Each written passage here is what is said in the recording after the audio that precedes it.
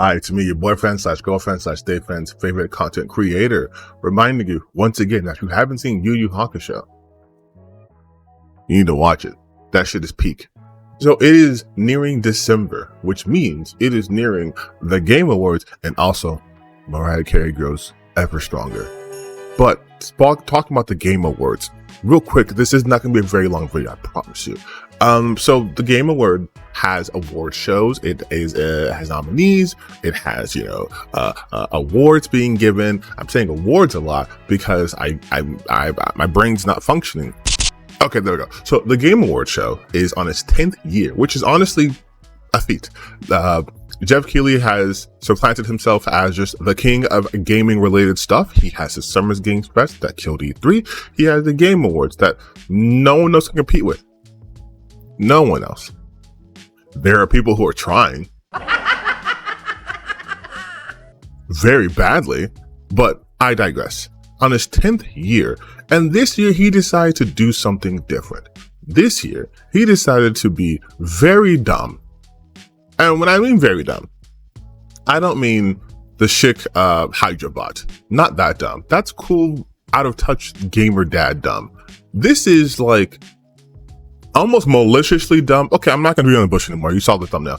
Why do this? Why have a category for Game of the Year and then put Shadow of the Erdtree there? I know a ton of people are gonna listen. A lot of people love to wank off to FromSoft games.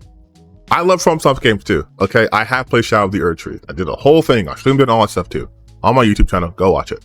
But what I don't understand is it is not a game, right? Like it's not a game.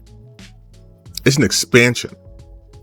Of all the games listed under Game of the Year, it is the only one that you cannot just play. In fact, not only can you not just play it, even if you have Elden Ring, you have to be significantly far into the game. You have to have already beaten Radon and Mog. And so it means gotten to the Blood Palace, all that stuff. You have to do all those things to just access the DLC, just to get it. And really, to have the full experience, you have to essentially beaten the game. You've had to have beaten a different game to access this additional content.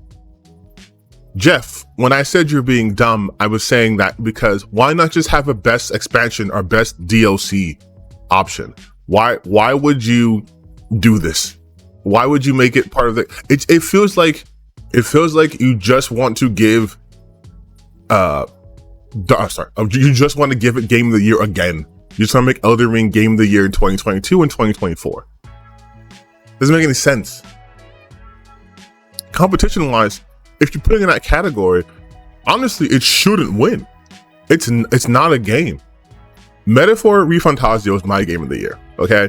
And I think that shit clears Erdtree. Especially because it's an actual game. I can just play it separately. I don't have to download Persona 5 and then go through a certain dungeon and then get transported into a 100+ hour game. It's like, nope, it's there.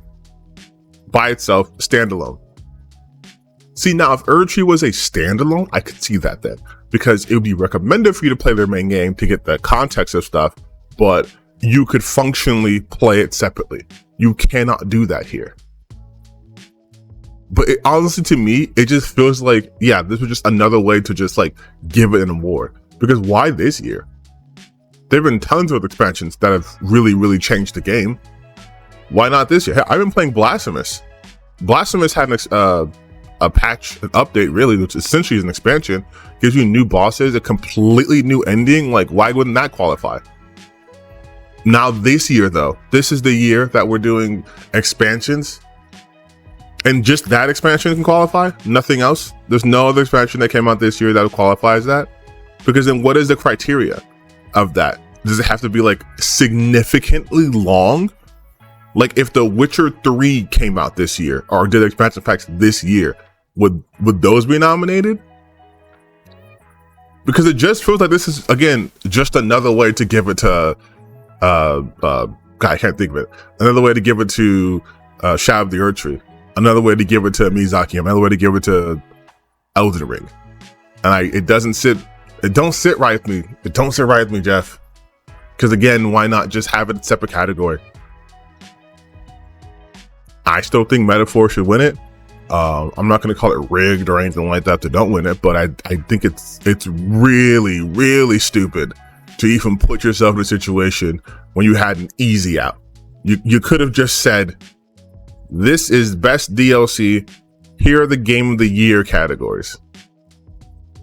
Because if I want to go play Shadow of the Erdtree, once again, I can't play it. I can play Black Myth Wukong. I can play Stellar Blade. I can play Metaphor Fantazio. I can play Baltro. I can play Astrobot. I can play Animal. I can play a ton of these games on the list that you have. I cannot play Shadow of the Erdtree unless I have Elden Ring. Unless I've gotten through a significant portion of Elden Ring. What? This is dumb, right? Like, it's not just me. It's not just me, right? This was like an unforced error, right?